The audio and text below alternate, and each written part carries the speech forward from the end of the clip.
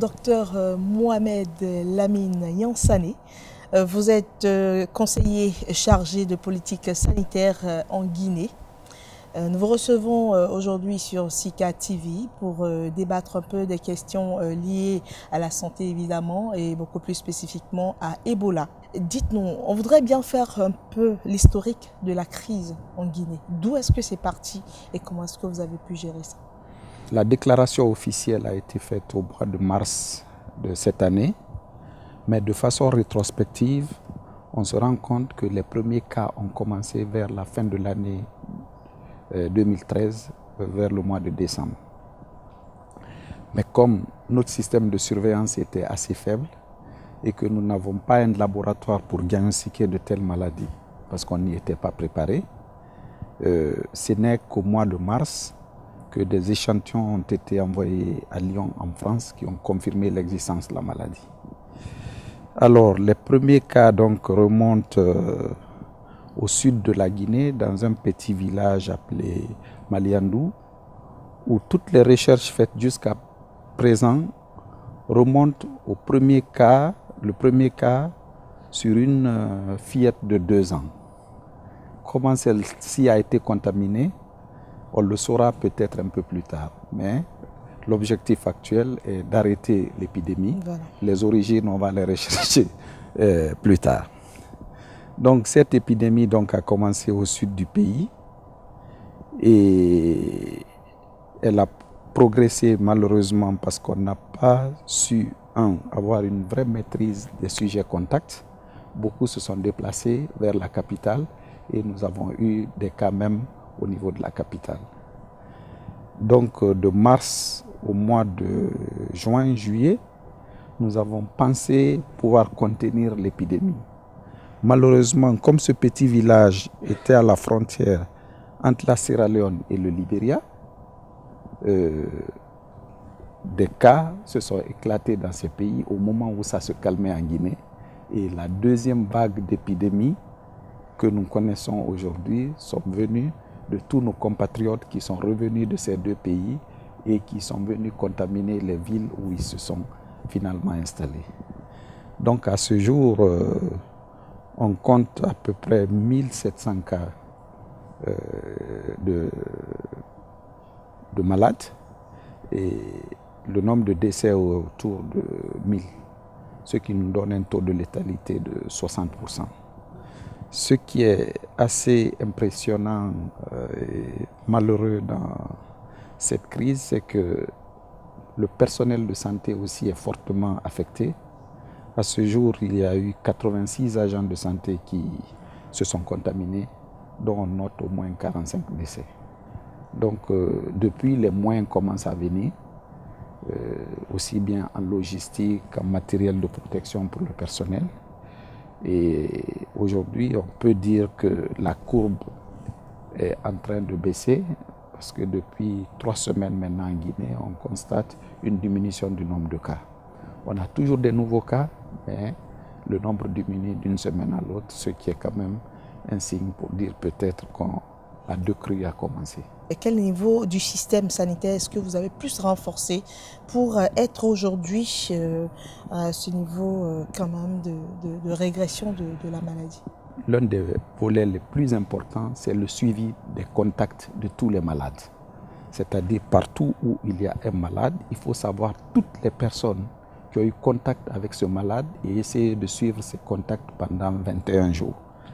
Ça, c'est vraiment un volet extrêmement important et fastidieux parce que chaque malade peut produire jusqu'à 100 contacts.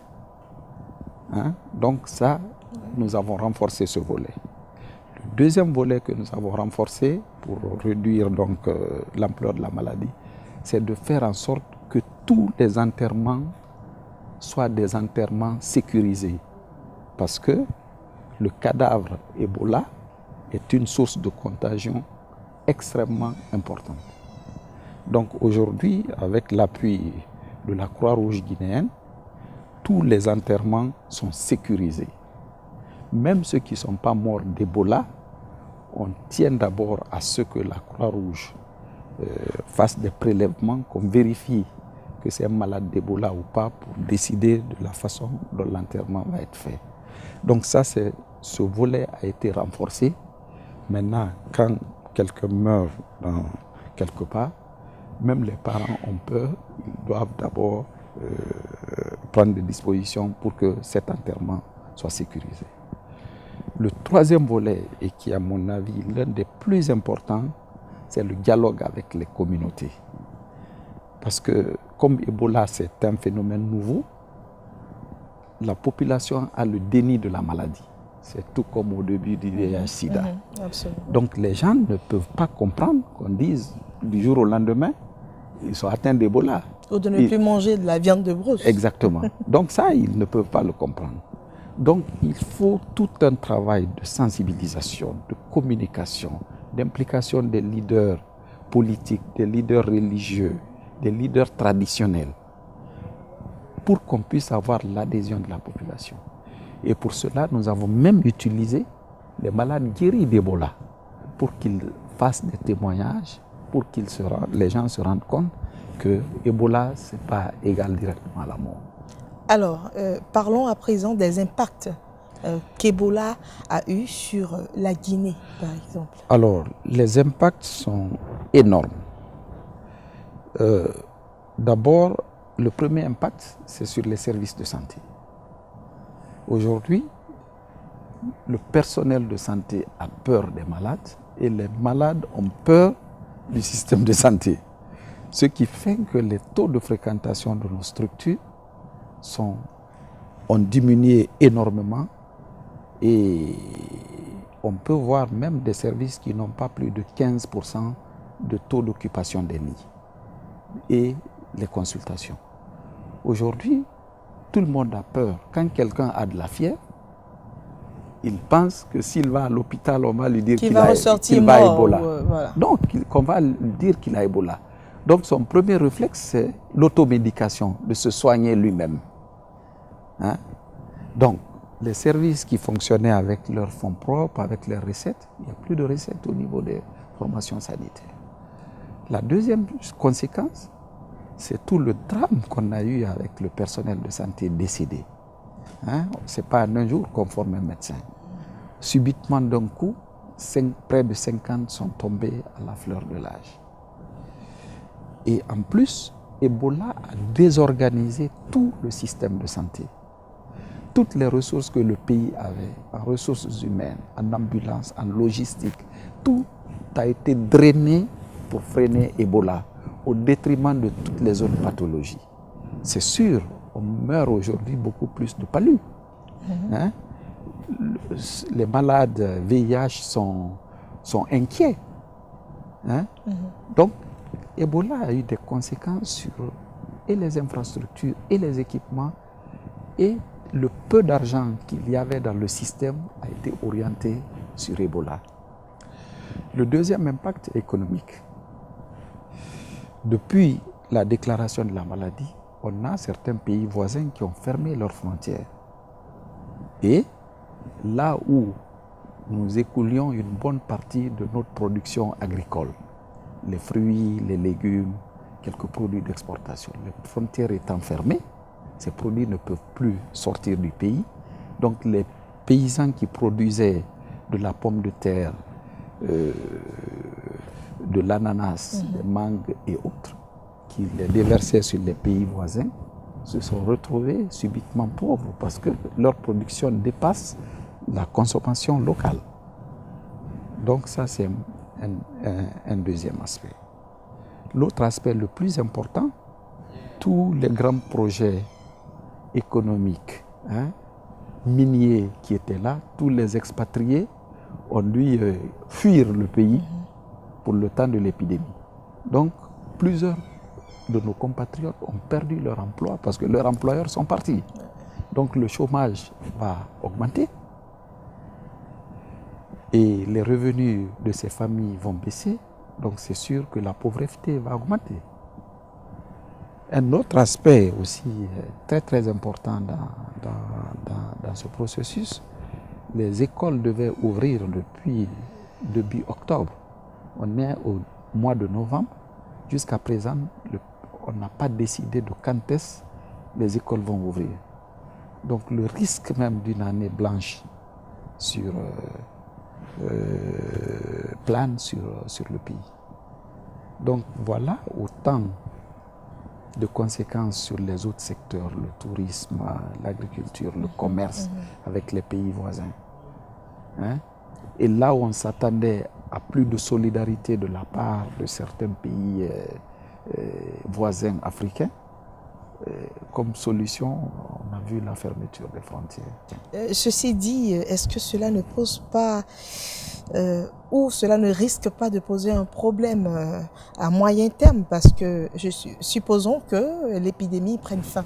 Non, l'épidémie va prendre fin. L'épidémie, et très bientôt. Voilà, quand l'épidémie prendra fin, on tirera les conséquences. Voilà, quelle sera la suite? Est-ce que par rapport aux pays qui ont eu à fermer leurs frontières par rapport à la Guinée ou par rapport aux 3 pays qui ont été les plus touchés, quel sera l'assentiment par rapport à ces pays-là? Parce qu'ils vont rouvrir les frontières. Non, ça laisse toujours des traces.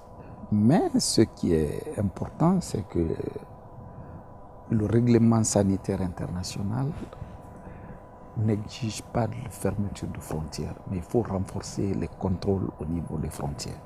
Ici au Bénin, on a vu, le Bénin n'a aucun cas, mais à l'aéroport, on exige qu'on lave les mains, qu'on prenne les températures des gens, etc.